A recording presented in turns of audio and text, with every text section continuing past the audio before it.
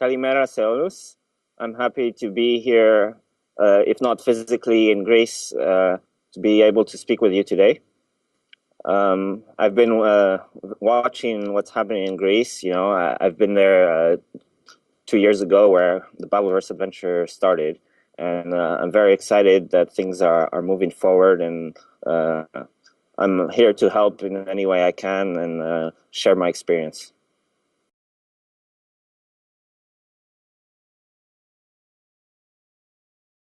Yeah, so I wanted to talk to you a bit about the different startup ecosystems, as we call them, around the world that I've had the chance to experience and see how they work.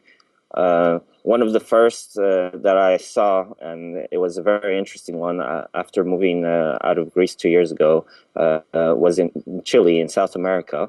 I went there as part of the Startup Chile program. And actually, there was no startup ecosystem in Chile at the time, really, that you can speak of. I was part of the first group of 100 startups that went there. And the whole point was to create an ecosystem out of nothing, really. And that's what was very interesting about it. And it was actually quite grassroots, even though it was organized and sponsored by the government. The government, I think, really understood how it should be done. They had a lot of consulting and advice from Silicon Valley. And what they did was to do targeted support, to provide some funding, to provide visas, and to bring everybody together. But then they wouldn't hold your hand much more than that. Once you were there, it was up to the entrepreneurs to help each other, to give each other advice and feedback, intros, connections. There was no experts or mentors. It was all about the people there taking things into their hands, as entrepreneurs do best, really. So I think this was something really impressive to see it grow, and I've been watching it as well since then, and it's growing a lot more. And now there's a lot of things going on there, many conferences, many locals actually starting companies, whereas they wouldn't before, because of seeing the example of everybody who's doing it there. So that was really impressive to see. After that, I spent some time in Silicon Valley. And Silicon Valley, I mean, it's very hyped up. And obviously, it is a good place for a startup. There's many great things there. One of the biggest, I would say, is the pay it forward philosophy that most people there share. People want to see others succeed. They want to succeed themselves, obviously, but they want everybody to succeed. It's not like the gold rush, I think, also in California, where people had to fight for limited resources. There was limited number of possible mining places, and so they were all fighting to. But now with digital, really, there's unlimited possibility of different business models, different markets. So people really help each other, and that was very impressive. How you can get things done so quickly, like within a week, you can incorporate, you can start having a bank account, start getting payments from clients, you can get funding, all very, very, very quickly. One thing that there's less of is, at least at the moment, is government support. So compared to Chile, there was no easy way to get visas and all these things. So the whole grassroots was in full effect and very, very helpful. But maybe there needs more support from the top as well. But then also a problem with Silicon Valley is that everybody is kind of in a bubble because obviously there's a lot of value of getting feedback and getting ideas from everybody around you, but the effect is that you don't see the real world as much. You see your problems, so everybody wants to have a better to-do list or a better, at one moment it's cloud, another moment it's mobile apps. But what about real world problems that people experience, in their day-to-day life, living in other countries especially? So I think this is really an advantage that we have in Europe, is seeing real problems that people have in different situations, different countries, and really being able to go global a lot sooner. Because in the US, their local market is so big and the English-speaking market is so big that they can easily focus just on that for many years, whereas in Europe we have to go global very quickly if we want to scale. So this is an advantage we have, and we understand multiculturalism and all these things a lot better. And then obviously each part in Europe has different advantages. There's Berlin, there's London, there's Paris, for example, and each one has their own advantages. Berlin, in theory, is a lot more artistic and a lot more creative, which you can see in their design and in certain projects. But surprisingly, they're less creative in terms of business models. They have a reputation for doing copycats. And then London has its own things, and Paris. And I think Greece has a place to play in there as well, and it needs to find its reason to attract people and its own advantages.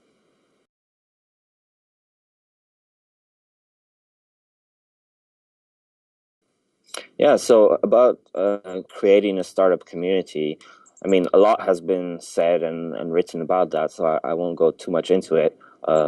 One thing that people say a lot is that you need really several things. You need the entrepreneurs, you need the talents that they will need to hire, you need the funding, you need coverage, and all that is very obvious. But I think that one thing that is very important for a sustainable startup community, and one that will keep going for many years and that will be very strong, is to have people who've been through it before. You need, several generations of entrepreneurs who have already failed or succeeded with their own projects, and who are there, to offer advice and funding as well, smart money and all that. So this is something that takes time. You cannot make it up, and you just have to go through it, and it will come.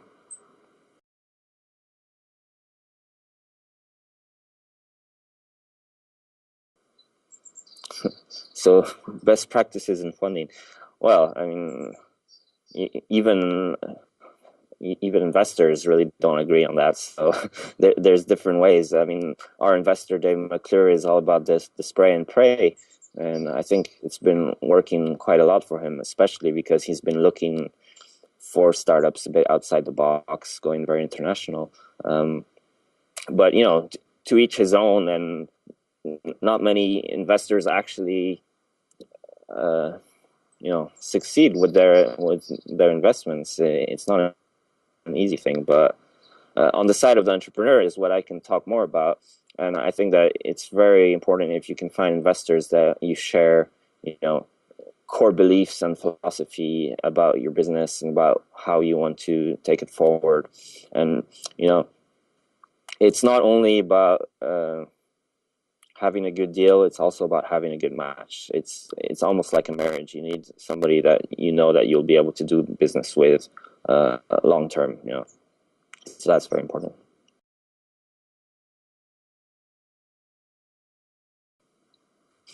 Success stories. Well, I think that really a big part is timing. I've seen so many really good startup projects that were just too early, and that's a pity. Sometimes if people just keep with it, and go through it, the ups and downs, and they will timing will catch up with them. But yeah, besides the element of luck, it's just all about having a passion for what you're doing, and that is what will keep you going through everything, and perseverance. It's not easy every day. You always have naysayers, but if you believe in what you're doing, you know what you're doing. I always say you don't need to have a detailed plan. You don't have to know what you're going to be doing next month, where your money is going to be coming from, who are going to be your clients or your users.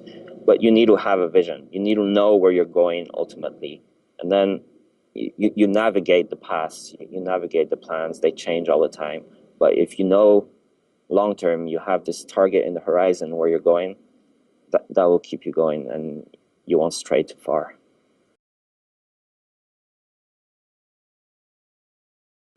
Well, suggestions for Greece.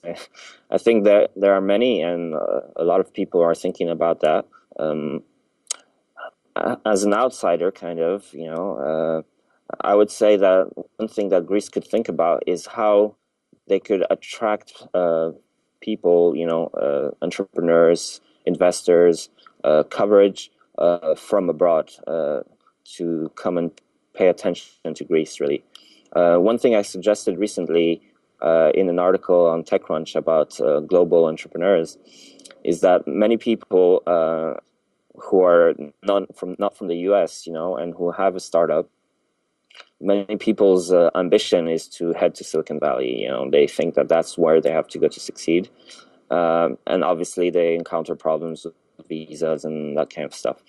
And I think that more and more, it's not really a requirement to be based in Silicon Valley to be a successful startup. I think that spending time in Silicon Valley is very valuable. Getting a bunch of feedback there, understanding how it works, getting funding from there even, because that's where a lot of the big investors are.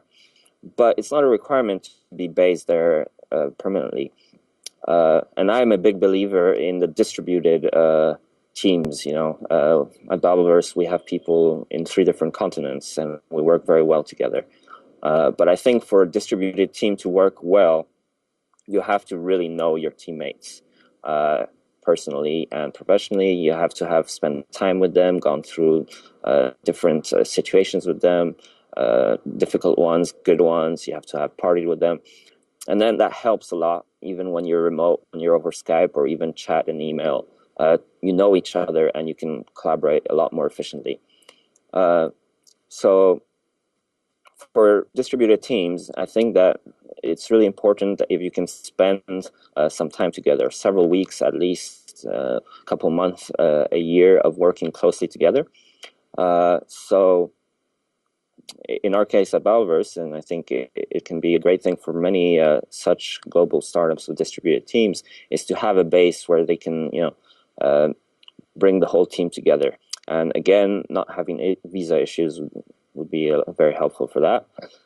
So one thing I suggested to TechCrunch in this article was, why wouldn't there be a country that decided that they wanted to be welcoming to such startups, a home base for Glomads, where they could even get citizenship, why not, or at least get very easy coming in and out of the country, including for work, and spend time there, not permanently.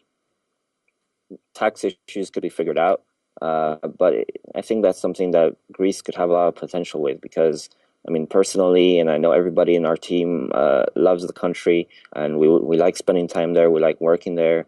It's a great place for something that people call work vacations. So, you can go and spend 2 hours on the beach, and then you can take out your laptop and do some work on the Wi-Fi of the taverna.